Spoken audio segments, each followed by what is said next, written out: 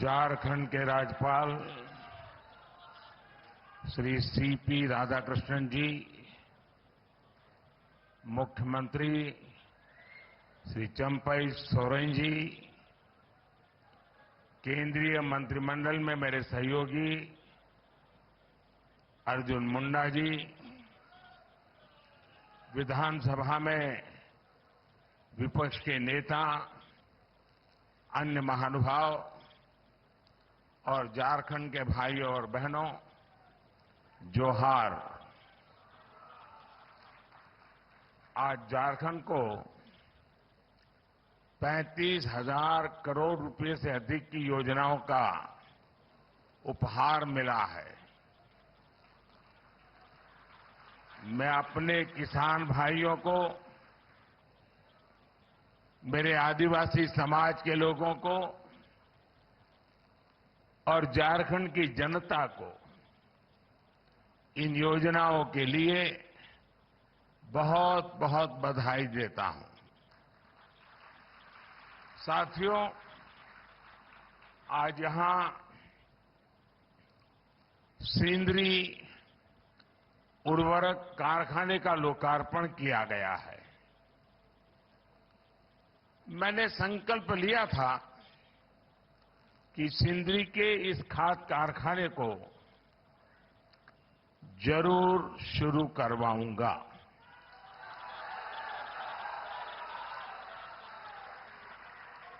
ये मोदी की गारंटी थी और आज ये गारंटी पूरी हुई है।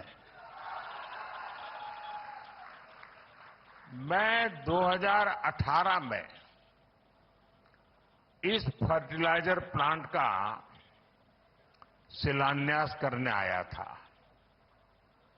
आज सिर्फ सिंदरी कारखाने की ही शुरुआत नहीं हुई है, बल्कि मेरे देश के, मेरे झारखंड के नौजवानों के लिए रोजगार के हजारों नए अवसरों की शुरुआत हुई है। इस खाद कारखाने के लोकार्पण के साथ ही आज भारत ने आत्मनिर्भरता की ओर भी एक बड़ा कदम उठाया है। हर वर्ष भारत में करीब करीब 360 लाख मैट्रिक टन यूरिया की जरूरत होती है। 2014 में जब हमारी सरकार बनी तो उस समय देश में 225 लाख मैट्रिक टन यूरिया का ही उत्पादन होता था। इस बड़े गैप को भरने के लिए भारत में बड़ी मात्रा में यूरिया का आयात करना पड़ता था। इसलिए हमने संकल्प लिया कि देश को यूरिया के मामले में आत्मनिर्भर बनाएंगे। हमारी सरकार के प्रयासों से बीते 10 वर्षों में यूरिया का उत्पादन बढ़कर 310 लाख मैट्रिक टन हो गया है। बीते 10 वर्षों में हमारी सरकार ने रामागुंडम, गोरखपुर, बरौनी इन फर्टिलाइजर प्लांट फिर से दोबारा शुरू करवाए। अब आज इसमें सिंदरी का नाम भी जुड़ गया है। तालचेर फर्टिलाइजर प्लांट भी अगले 1-1.5 साल में शुरू होने जा रहा है। और मुझे पक्का भरोसा है, देश की जनता पर भरोसा है कि उसके उद्घाटन के लिए भी मैं जरूर पहुंचूंगा। इन 5 प्लांट से भारत 60 लाख मैट्रिक टन से भी ज्यादा यूरिया का उत्पादन कर पाएगा। यानी भारत तेजी से यूरिया के मामले में आत्मनिर्भर होने की तरफ बढ़ रहा है।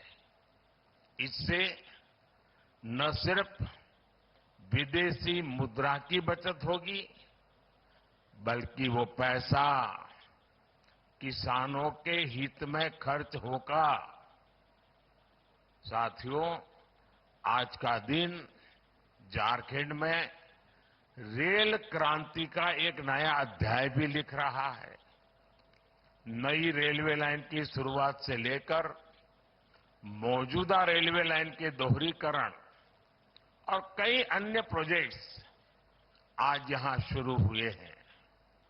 धनबाद चंद्रपुरा रेल लाइन का शिलान्यास होने के इन क्षेत्रों में भूमिगत आग से सुरक्षित एक नया रूट उपलब्ध होगा। इसके अलावा देवघर डिब्रूगढ़ ट्रेन के शुरू होने से बाबा बैद्यनाथ का मंदिर और माता कामाख्या की शक्तिपीठ एक साथ जुड़ जाएंगे। कुछ दिन पहले ही मैंने वाराणसी में वाराणसी कोलकाता रांची एक्सप्रेसवे की आधारशिला रखी है। ये एक्सप्रेसवे चतरा, हजारीबाग, रामगढ़ और बोकारो समेत पूरे झारखंड में आने जाने की स्पीड को कई गुना बढ़ाने वाला है। इसके अलावा हमारे किसान भाई बहनों को चाहे फसल की बात हो, हमारे खदानों में कोयले की बात हो, हमारे कारखानों में सीमेंट जैसे उत्पाद हो, ये पूर्वी भारत से देश के हर कोने में भेजने में बड़ी सहूलियत भी होने वाली है।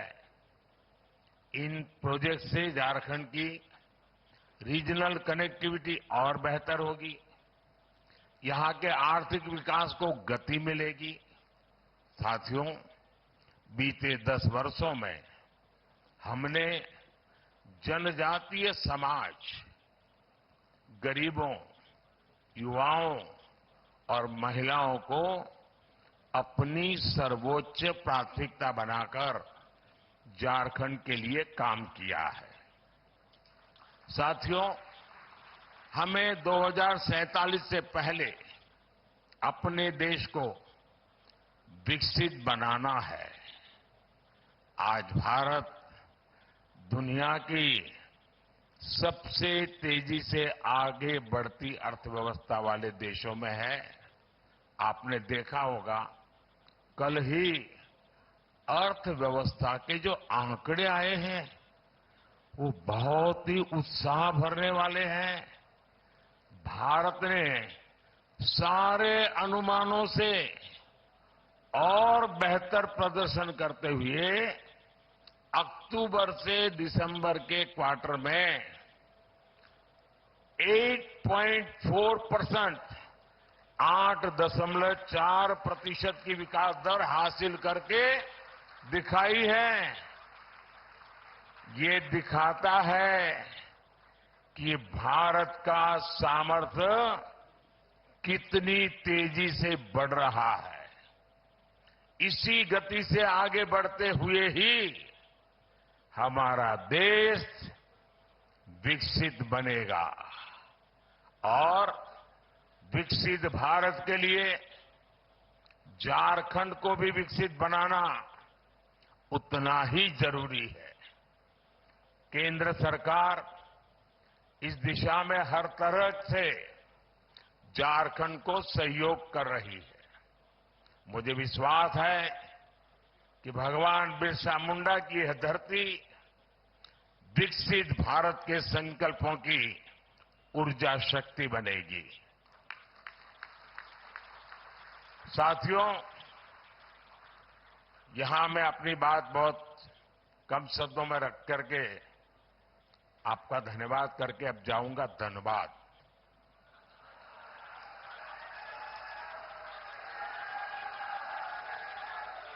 तो वहां मैदान भी जरा खुला होगा,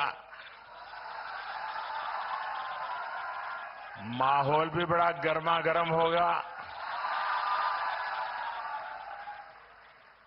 सपने भी मजबूत होंगे, संकल्प भी तगड़े होंगे। और इसलिए मैं जल्द से जल्द आधे घंटे के भीतर भीतर धनबाद जाकर के वहां से झारखंड को और देश को अनेक और बातें भी बताऊंगा। एक बार फिर आज की सभी योजना के लिए आप सभी को ढेर सारी शुभकामनाएं। बहुत बहुत धन्यवाद। जोहार।